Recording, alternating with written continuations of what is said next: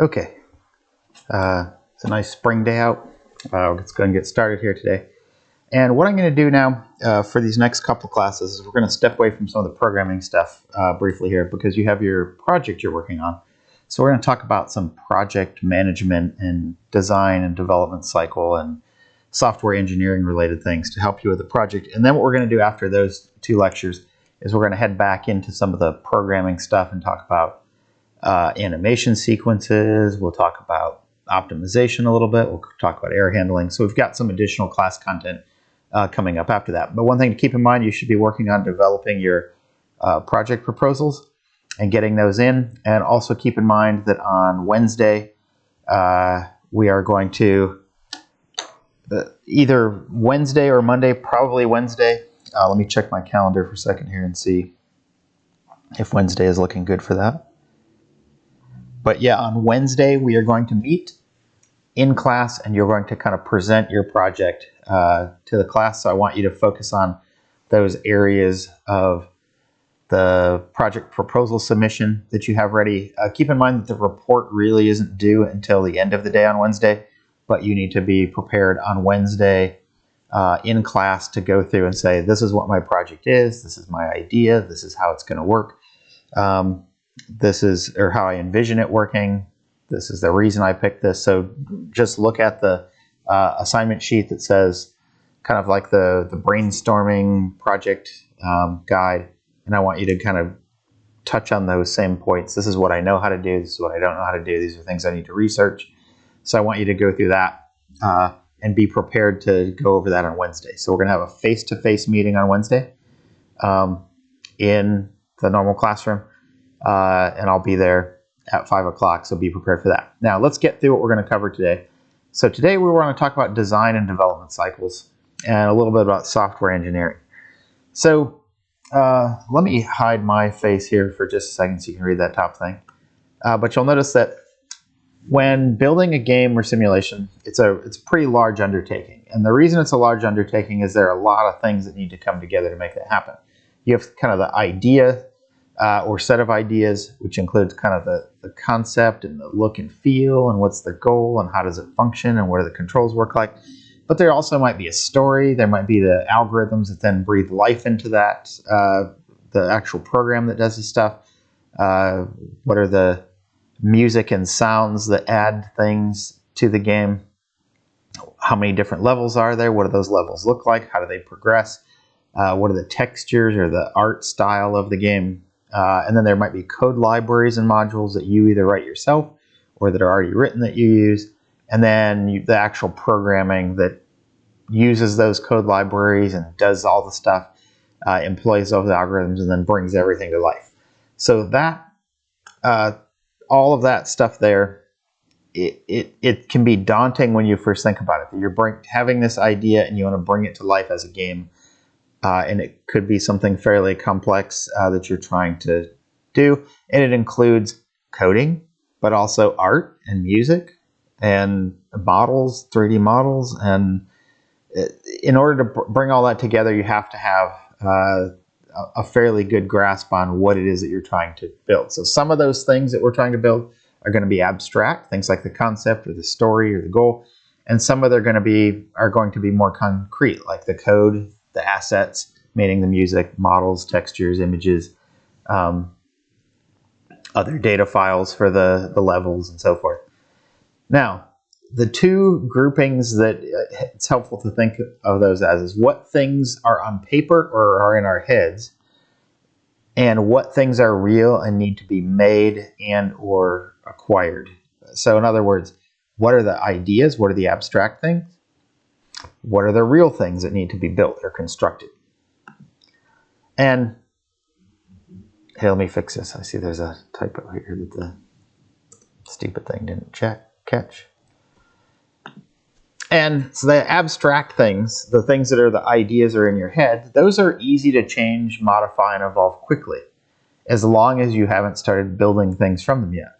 The real things, however, that takes time and effort to change or recreate or refactor or rebuild if you've already started that. So given that, generally the idea is you, as a developer, you want to start with the ideas and plan first and get rid of all of the, or as much of the uncertainty as you can, or think through those abstract things and evolve that to the point where you're pretty confident that that's what you want to do and how you want to do it.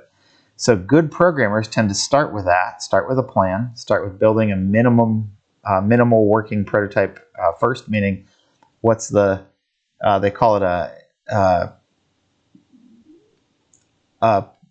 alpha prototype, or you might call it even something like that, a pre-alpha prototype. But the idea there is you want to build something that works with a minimum amount of effort that maybe isn't even close to the final product yet, but at least embodies a lot of those abstract things. But before you even start doing that, a lot of times it's a good idea to start with an idea or plan and say, well, this is what I want it to do. This is the mechanics that I want to have. This is how I want to have the user interact with it. This is the art style. But you don't want to, maybe you would make like a sample art style for it, but you don't want to do all the work making all the art assets until you know that that's what you want to build, because otherwise you might end up changing the idea or changing the way that it works, and you switch around and you've wasted a lot of time building something. So create that working prototype and start with the planning before you do any of the final development. Now, that process, the way I like to think about it, it's similar to other engineering and design projects. My company designs and engineers a lot of physical hardware system type things that involve real, actual stuff, that involves cases, involves circuit boards, involves firmware and software that go into those units that go into the cases. It might involve other physical things for how it gets attached to the body, how does the user interact with that at a physical level. So the idea here, if we think about as an example of where you're building something physical, one of the examples might come to mind would be like architecture, or building something. And that could be computer architecture, like with this, or it could be physical architecture, like with this building that I'm sitting in right now. So the idea is, on paper or in your heads, would be the goal, idea, use of the building, initial sketches and plans, schematic drawings of where electric runs and where plumbing runs. It might be detailed design documents and blueprints. It might be creating models or 3D renderings of that, or the CAD documents. It might be then refining those design documents and saying, well, when I look at it on paper, this doesn't look quite right. This could be bigger. This needs to be moved because the electric has to fit through here somewhere. The plumbing size needs to make this wall a little thicker, whatever. But notice that on paper, it's relatively inexpensive to make changes. Now, once you have that plan, then you start the real stuff, which is preparing the site. You build a foundation.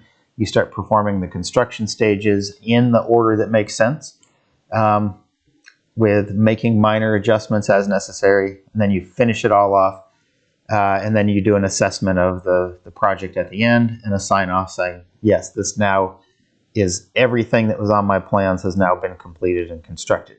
And so notice it's not that much different. Now, if you start with the wrong thing and you start just building something without a plan, then chances are you're going to end up tearing it down and building it again, tearing that down and building it again, and having to make major changes that are going to be very costly, both time-wise and money-wise. So note that building example that I showed there, it's also important to note that there might be a lot of people involved in that construction or the building of that thing, or even the designing of that. So those people might have different roles and responsibilities, but they're going to be related to each other in some way. They're all going to be interconnected in some way. So that means communication is really important. And it also means that the plans are going to be really important, and the plans should be thought of as a form of communication. How do you communicate what it is we're trying to do? How do you communicate the order that those things are going to be done in? And without good plans, you could have the best team with a lot of talented people on it individually, but if you don't have good communication, then they can't coordinate and they're not going to make something that's successful. You have to have good communication or your team is going to fail. One other thing is, in those game design and development, the plans are usually called design documents. And that's not just true for game design or game development, but really any kind of software development project or any kind of software, firmware, hardware development project like the things I do, is you have to have some sort of plan, some sort of design document. And it's okay for those plans to change and evolve. The design documents aren't like written once and then you have to stick with them. And in fact, it's good to build in change process to those design documents. And that's true for building construction as well. And here's a quick quote from Pablo Picasso: "Goals can only be reached through the vehicle of a plan. There's no other route to success." So you have to have, and I would say there's no other route to success. Sometimes you can just throw something together and you have this emergent behavior that pops out and you're like, wow, that's really cool. I didn't know that would happen. And that turns into inspiration to make something. So there are some things where you just get lucky or you mess around with something and it proves to be something beneficial or cool. For example, like the discovery of penicillin was like that. It was sort of an accidental discovery that turned out to be something that revolutionized the way that medicine is done in society. So there are some other things that lead to success, but for the most part, you still need some kind of a plan. That plan has to accommodate the need for change in some way. All right, so what do good design documents look like? Well, they'll be detailed enough to communicate the abstract details of the project. So again, communication there is important. The other thing is you don't want them to be too detailed. You don't want them to be overburdened with too many details, especially early on. When you're at the beginning stages of the design, you don't want to do this deep dive down into the really fine grain of the design document, because that can either lock you in to the wrong path, or best case, you'll waste time designing something or giving details to something that might change later. So you kind of want to start off with an abstract set of plans that then you have built into that a plan to change and evolve and adjust the project as your design is reconsidered and you make changes to it and you think through things. And so you don't want to start off with this deep dive into low-level details. You want to start out with something that's broad and abstract. And if we put that back into the architecture terms, I'd be like, well, what's the size of the lot we're building this on, and what's the function of it? How much square footage do we need for this thing? So you start off with those simple things like that, like what's the lot, what are the size, what's the function of it? And you say, okay, well, what can we do to achieve that function? And you add a little bit of detail. And so that there certainly is a balance there. You don't want to be too general purpose, like or too generic, like we're going to build a building.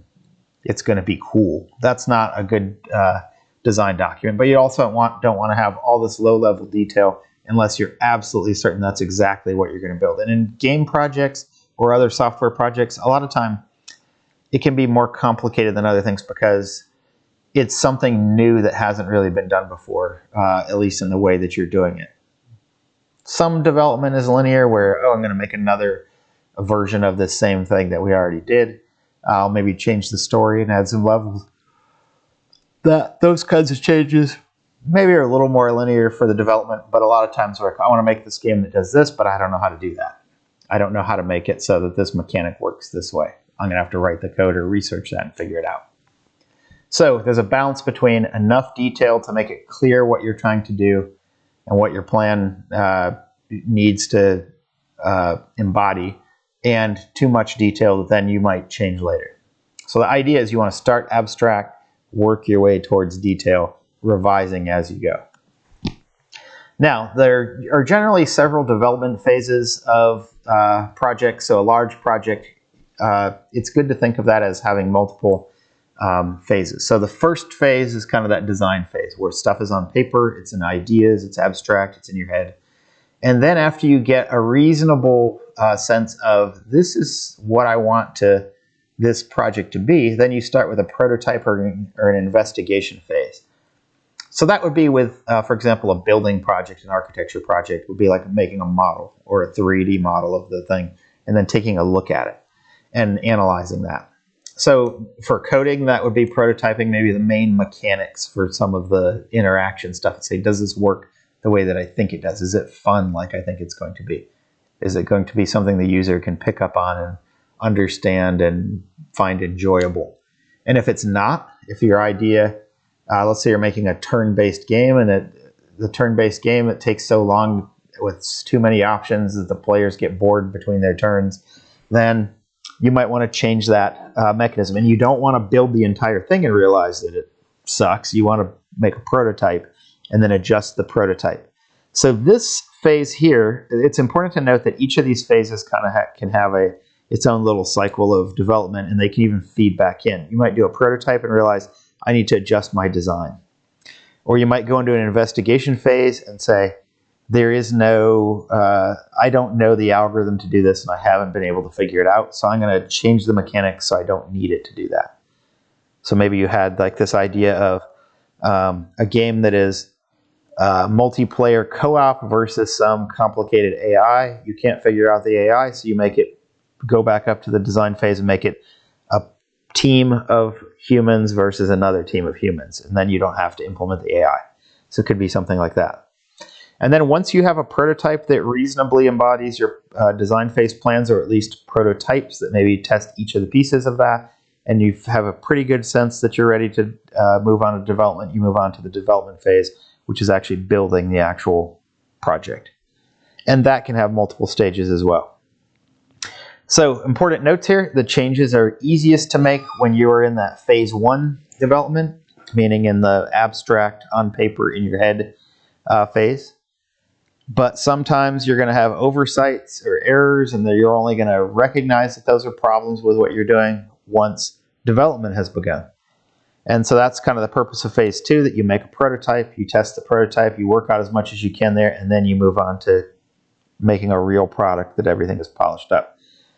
So once you start that phase 3, the design plans, design and plans and all the abstract things should be pretty stable. You might still need to make some subtle changes, but you don't necessarily want to redo the whole thing. But sometimes if you realize during development that what you're making is like a really not fun and not interesting, or it's not doing what you want it to do and you can't figure out how to get it to work, sometimes the only recourse is to go back and change it. So for example, you don't want to say like, well, I'm 50% of the way through creating this game that's an absolute turd. You could say, well, let's finish off the turd and see what happens. Or you could say, let's reevaluate the design and say, what could I do to change this into something that's a little more, has a little more value and seems to be more what I would like it to be. And I've done that with songwriting too. Like sometimes you'll work and work and work on a song and it just won't be what you want it to do. And so there are cases where I've completely thrown it out and started over with some new thing. Or maybe you just get to the point where you just say, I'm going to go back and I'm going to redo the lyrics to this or redo the thing. So the same kind of thing with this. Or in the case of building, there's an example right here in Portsmouth of where they started building a hotel. And then partially because of COVID and the construction got interrupted and things changed where people weren't traveling as much. So they kind of just paused the entire thing. And maybe they'll resume it, or maybe it'll just sit there with this looking like this kind of third world bombed out castle thing down here on 2nd Street, right near my building, actually. I can kind of see it out the window if I look that way. But that's the kind of thing that sometimes the best option is to stop what you're doing and do something else. But for your project in this class, you really need to make something that works by the end of the semester. You can't just say, well, I spent 3 weeks and it sucked, so I deleted it all, or you're not going to get a good grade in here. But keep in mind that if you're on a commercial project, sometimes you have to go back and reevaluate and redo design things. But you don't want to do that because it's expensive to do that. Expensive time-wise, and if you're a company, expensive money-wise, because you got to pay people to now redo things. Now, I would add a 4th phase to that called assessment. And I think that this is an important thing, that assessment is where once you're done with a project, you look back on what you did, and then you try to learn from its success or failure. So for example, maybe you thought the idea was really good, and then you took the project all the way through to completion, and then you look at the project and you realize, you know what? The comments and the feedback I'm getting are people don't like this. And you might say, well, if you just say like, oh, well, they're stupid, then you're not going to learn from that. So you want to say, why don't people like it? Why are people not doing this? Or maybe the program is kind of unstable. It works great sometimes, but then sometimes it crashes, and sometimes it just doesn't seem like sometimes you fall through the floor, and I forget what that game was recently, like Cyberpunk or whatever, that they shipped and it was completely broken and almost in unplayable fashion.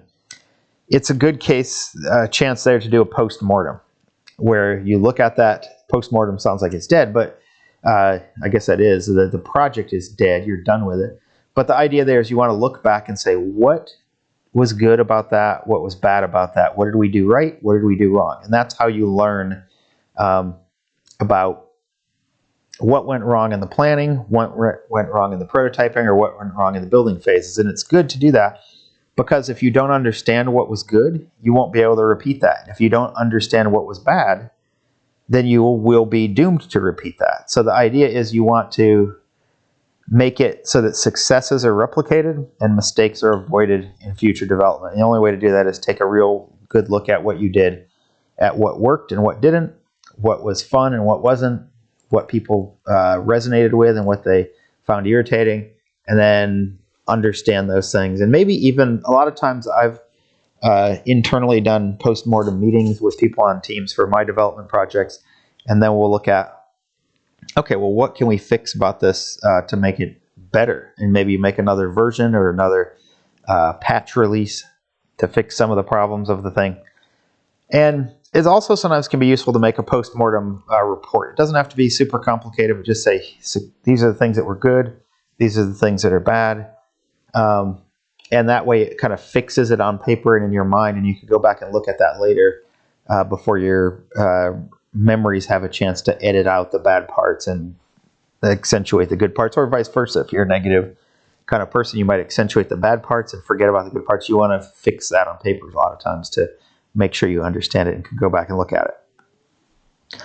Okay, so developing design documents, essentially that, and this is part of phase 1, but is used in phase 2 and phase 3. But essentially what you want to do is take that through several phases as well. So start off with an overview of the idea or key features. That's what I was trying to get you to do on that report that you're going to submit for that most recent design project lab.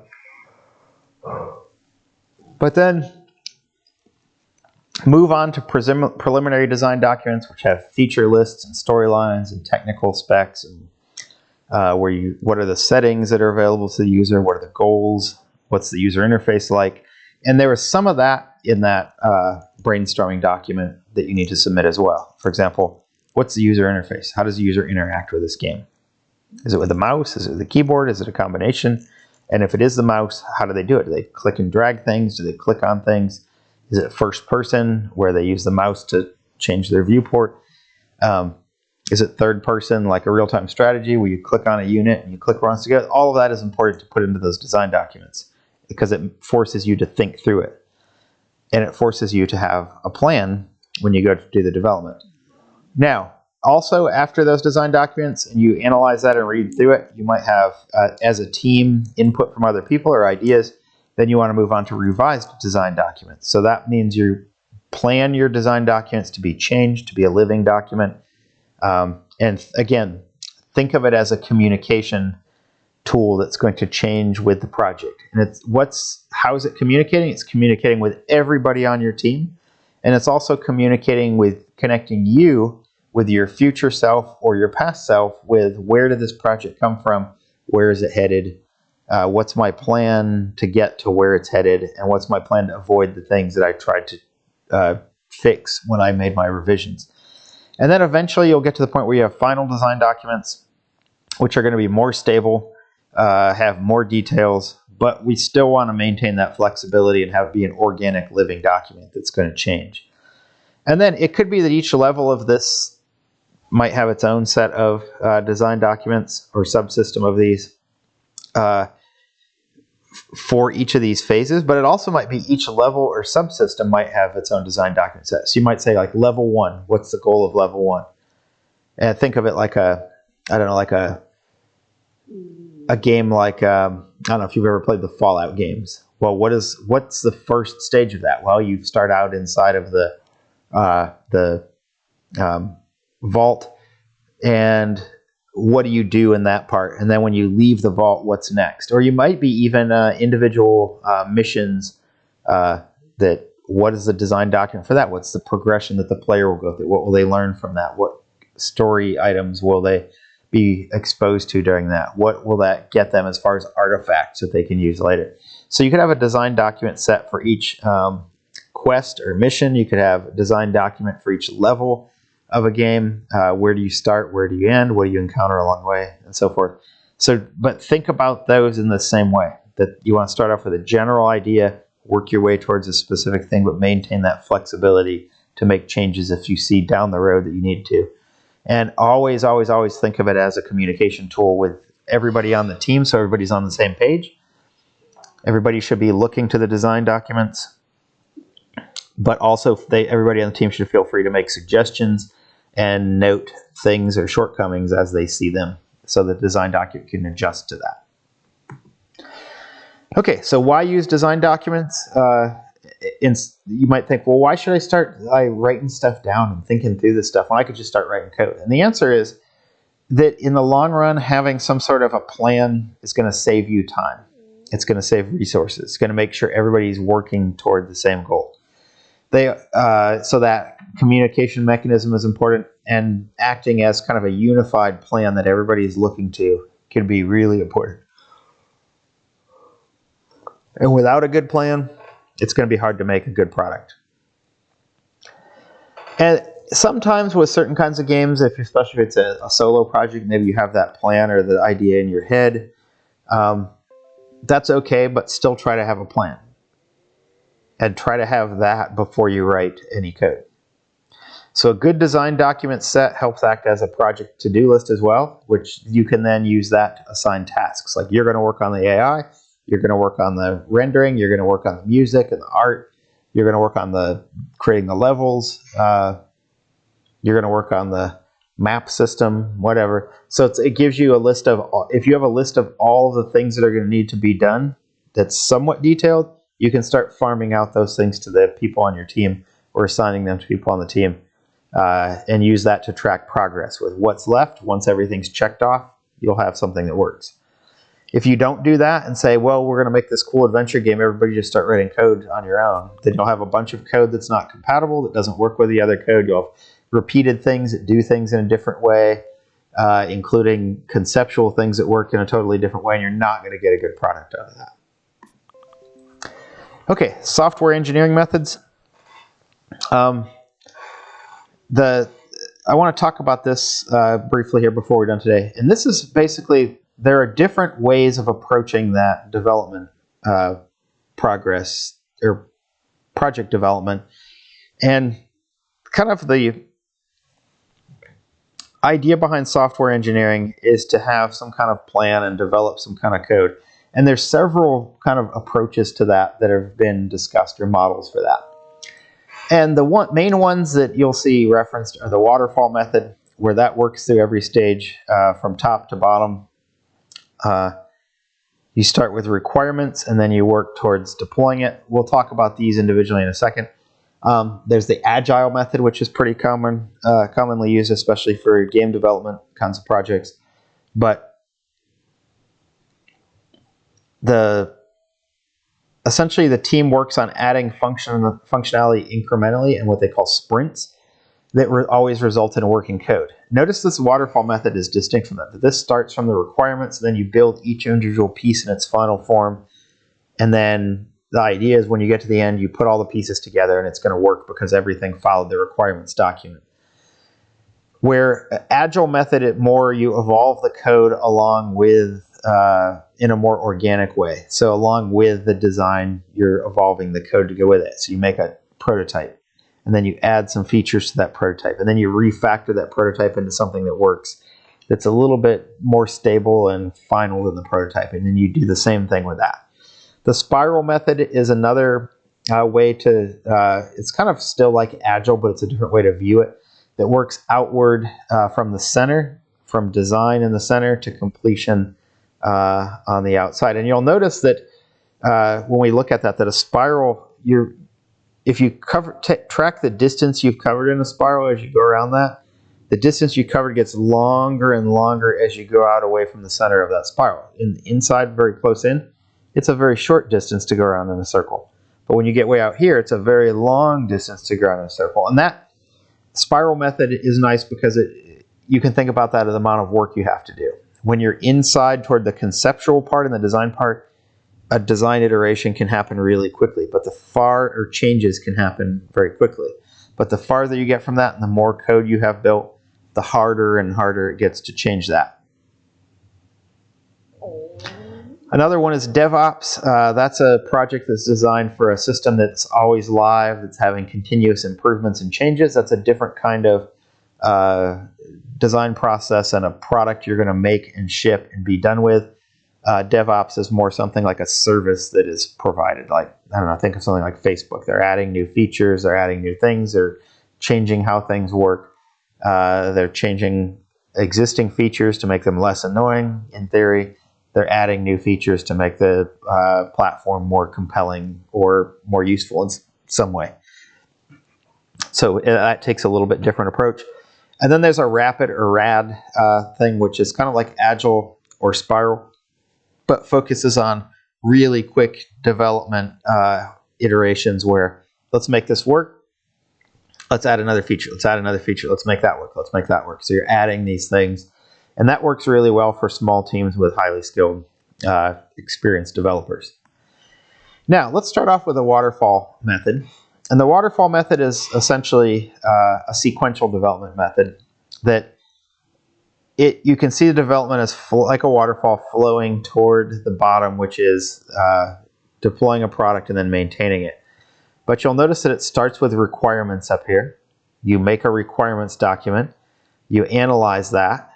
And your analysis of the requirements results in a design, which then you code the design and create the implementation, and then you test it, and then you deploy it. And then once it's deployed, you maintain that system in some way, making bug fixes as needed or feature request additions as needed. But one of the things you'll notice about this, the advantages of this, it's very good for kind of what they would call a top-down development model. And again, we start at the top, we work our way down. Meaning that if you want to have the design stuff, and so all of these top three boxes here are on paper, and then it turns physical down here. Now, the advantages of this is it allows you to do all of the work on paper ahead of time and then start coding. The disadvantage of this is all of the work is done on paper ahead of time before you ever start coding. And what I'm going to tell you about the waterfall model is that it's popular in business development situations because it gives the ability to think of the coding as just writing the code that makes the stuff that was in the design work. So it allows management personnel to think of programmers as just, I guess for lack of a better word, what's sometimes called a code monkey, where you hire somebody, they're a resource, you throw programmers at this design that we've created, they hammer out the code like construction workers, and then we end up with a working product. The problem with this is that same thing, that a lot of times you don't know the best way to do the design until you've written some code. This model, notice there are no arrows flowing back upwards. It's always like a waterfall. It's always flowing downwards. There's no way to have a cycle go back up. And so in the real world, you tend to end up with products that might work but are not as good as they could have been, because you might have a programmer down here realize, hey, this design is kind of stupid the way it's implemented. We could do this in a better way. Or there's a feature here that would make this so much cooler to use and so much better. But if you're locked into this top-down model like this, there's no way to cycle back up easily and then make changes. The coders, their job is to only embody what was in the design documents. And the design documents were only to do what the requirements for the thing said. So there's little room here for inspiration once you get, or evolution of the project once you get past the design stage. Now that brings us to what's called the Agile Method, which is a more iterative approach. And the way that that works is more closely models what good programmers actually do. That you start off with a plan, you divide that plan into kind of a set of tasks that we call the backlog. So these are all of the things that need to be implemented. And then you do a sprint, which what a sprint does is you select things out of the backlog, and that makes what are called stories in official Agile terminology. And then you implement those. So you plan, you implement, you have this, what they call a scrum, which is kind of pushing the daily goals forward. And then once you're done with that, you review it. And then down here, once you get to this point, then you essentially now look back on what it is that you had just built and then plan for either changing those things or marking them as complete. So if they're complete, they're off, they come out of the backlog, they're done. If they are incomplete and need modification, you do that in the next iteration cycle. Maybe you pull in more things from the backlog. Once you have all of the product backlog things checked off and moved to the completed features, then you have your product done. And if you need to get to that and you analyze that and realize, there's some of this doesn't work like you want, you just do another iteration on those things like this. So this works more like real programming by talented programmers does, meaning that you evolve or grow the project one development cycle at a time. And the thing I like, the advantages of this is it models more closely what good programming teams do.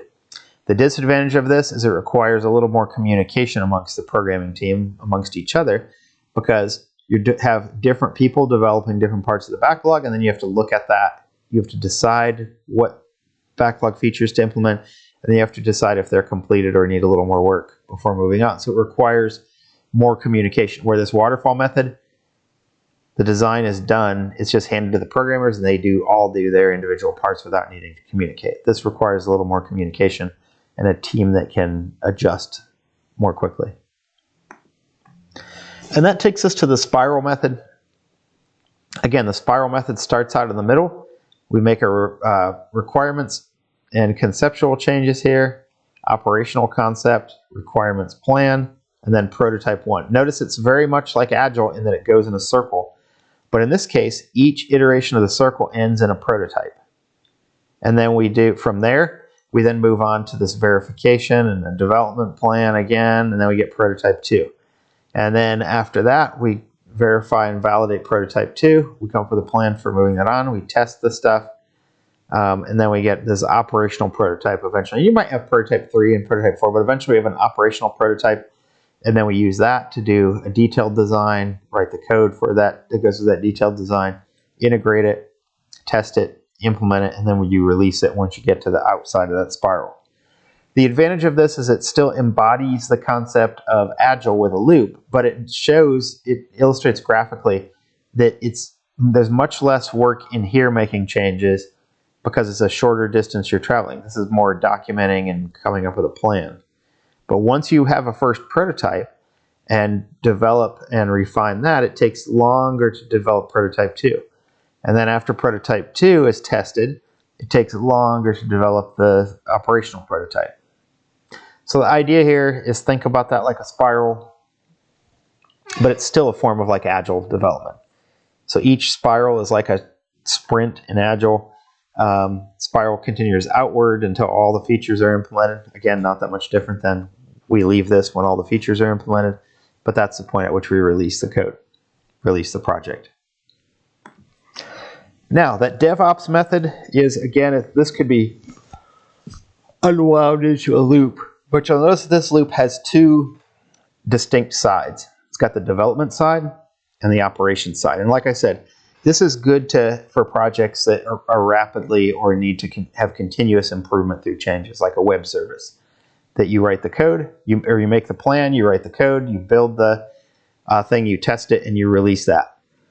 And then that gets deployed, operated, and monitored, and then that comes up with what things do I need to fix, or what new features do I need. That goes into the next stage of the plan, which gets coded, built, tested, released, deployed, operate, and then we monitor that again. We say, well, what things need fixed, what things need improved. So this is kind of an infinite cycle, makes it infinite loop purposefully. And again, this is the advantage of this is it's good for an ongoing system that just needs to be updated and upgraded.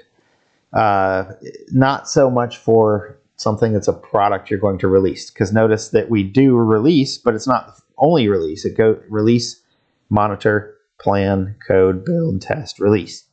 We keep hitting release over and over and over again because we're continually improving and releasing patches or updates to this project. Now, there's also this kind of rapid application development method, and that's an iterative process that kind of focuses on rapid development with a user involved in the design. So this one is used a lot for developing something for somebody as like a custom development for a client of some sort. So you basically come up with requirements planning that involves the client, and then you show them the user design. And then they come up with helping you design how they want it to behave. And a lot of times they'll come up with bad ideas, so you have to kind of navigate the thing between what you think is right for the product and what they think is right for the product. And I can tell you right now that a lot of times users or a client will come up with some really terrible ideas. For example, years ago, I did a point of sale system for a company that created point of sale systems for Arby's. And we talked to the client, the guys that owned the largest Arby's franchise in the country, and they came up with some terrible ideas for how the user interface should work that was going to slow down their workers. So a lot of times we would listen to them, we would incorporate some of their ideas if they were good. The bad ideas we would kind of leave off or modify and replace with other things, and we'd show it back to the client again. And so notice this feeds from the client having input to the developers building something, back to the client having more input to the developers doing something. And then eventually you get to this point that's called the cutover. That's when enough of it is built to release it. So this is kind of the equivalent of release, but this is kind of like a cycle of development evaluation that involves the user. So the main difference here is that you're combining the construction with input from the client or the user base, or even this could even just be yourself testing it. So you test, construct, or build, test, build, test, build, test, build, test, and there's a feedback loop there. All right, so my thoughts on this, if you look at those, all of them had kind of an iteration built into them, where like Agile had that loop, and that loop repeated. The spiral has a loop naturally, and as you spiral around that circle. The DevOps has a loop. We're constantly making improvements and releasing things. And even this rapid application development method, or RAD method, it's got a loop built into it here. Feedback mechanism. So all of them are similar except the waterfall in that they focus upon iteration of prototypes, focus upon evolving the design by adding features, and they focus on a feedback mechanism or feedback loop that's making course corrections as the development occurs. The waterfall approach does not do that. It's more of a management decides what it's going to do, and they hire programmers to act as kind of code constructors or construction workers that just built the code to do what they were supposed to do. Now, there is one unforeseen advantage of the waterfall method. It seems like it might be inherently worse. But going back to that, remember it was kind of one directional. It flowed from the idea down to the development, down to the testing at the end. And one of the advantages, or one place that I see using something like the waterfall method, are places where there's a high level of security placed on their product. And let me just quickly go back to that so I can kind of illustrate that. Oops, here we are. So notice that these programmers might only be working on one very narrow slice of that design.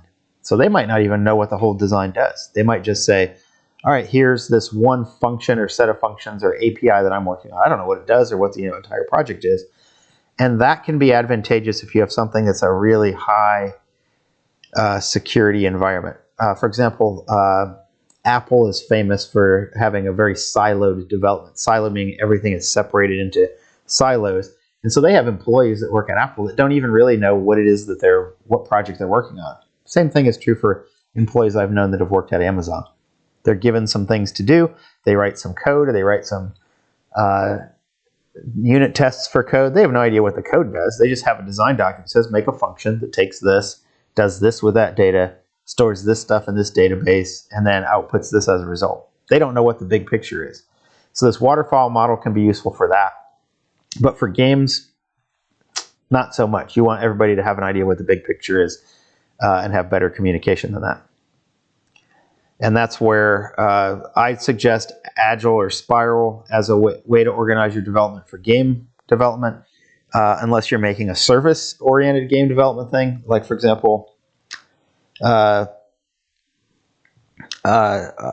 a casual game like, I don't know, like Candy Crush comes to mind, where they're making changes and changing the rewards and changing things. It probably started out as more Agile or Spiral, and then now it's more to DevOps, now that it's an up and running system where they're making changes and improvements to it.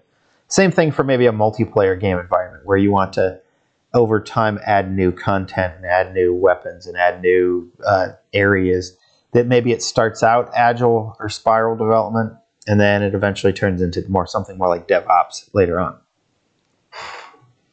So that's my take on it. So when you go about this for your project, pick the one that you think works best for you.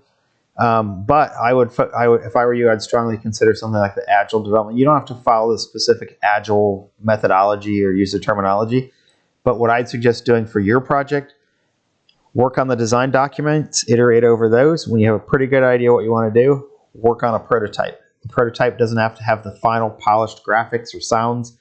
And in a lot of cases, it might be helpful to just make stand-in graphics that are thrown together in like something like MS Paint. Like, instead of a nicely designed character that looks beautiful, I don't know, go in there and use the spray paint tool or the draw tool and make a little happy face or whatever. Or just use geometry. Use like a circle and lines to represent things. And then later on, once you have the mechanics of it worked out, instead of a line, have a cool lightning bolt effect, or a character that's animated and it looks really smooth and really cool. And then you have sounds of the footsteps and the sound of the laser buzzing and the sounds of things exploding. Don't start with those detailed things until you have a good idea that they match what it is your project is going to do. So that's my thoughts on the thing. We came in under an hour, which is where I wanted to come in today. So for the rest of the time today, I'd say you should probably work on finishing up your brainstorming for your project.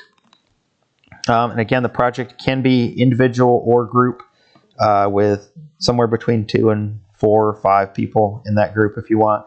That's fine. If you had an idea from before, feel free to reuse it for this. If you had an idea from that came up as part of the game jam, feel free to use that. Or if you just have some idea that you've always wanted to make a game that did something, do that. But if you don't have an idea, I don't know, start with a game that you like, or something that about a game that you like, and then think about how could you make that something that you want it to be, or what would you want it to do that's different. Don't even in this, we don't have a whole lot of time left in the semester, so I'd say pick something that's relatively simple but you think would be fun, and go with that. And maybe pick a theme to go through with that. I can think of a lot of cool game mechanisms involving, I don't know, like gravity or visibility of things. There's all kinds of cool things you can do. So feel free to think outside the box and come up with your idea, but get to work on that, and then be prepared on Wednesday, meaning the next class, to do that. There will be another lecture posted for Wednesday as well, but I will be in class to do those, for you to do your project presentation things. And then from there on out, after that next lecture on Wednesday, which should also help with some of the project development stuff, hopefully. From there on out, I'm going to do some special topics things with, like I said, animation. We might do some network programming stuff for multiplayer games. We might do some other graphics effects kind of things. But what I want you to do is, for now, focus on getting your project at least thought through and your presentation ready for Wednesday, to tell the group what you're going to do and how you plan to do it and why you plan to do it. So what I hope is that on Wednesday you'll be able to do all that, and then watch the lecture. And then from there on out, we're not going to have any other lab other than project-related labs. So start working on those projects after we go through the presentation on Wednesday. And next class, I'm going to show you how to use version control systems. We'll talk about SVN and Git. I'll show you how to use one or the other of those for your project in here. And those can be useful for working as a team on a shared code base.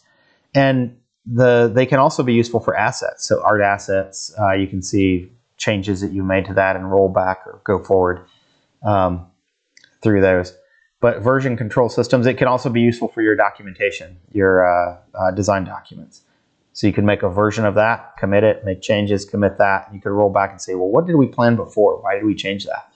So it gives you the ability to see what changes you made. So if you've ever used a word processor that has like that logs the changes, it's kind of the same thing, but with code and assets and other things. You can do it with any part of your project, really. All right, so that's it. So stay safe, and I will see everybody on Wednesday.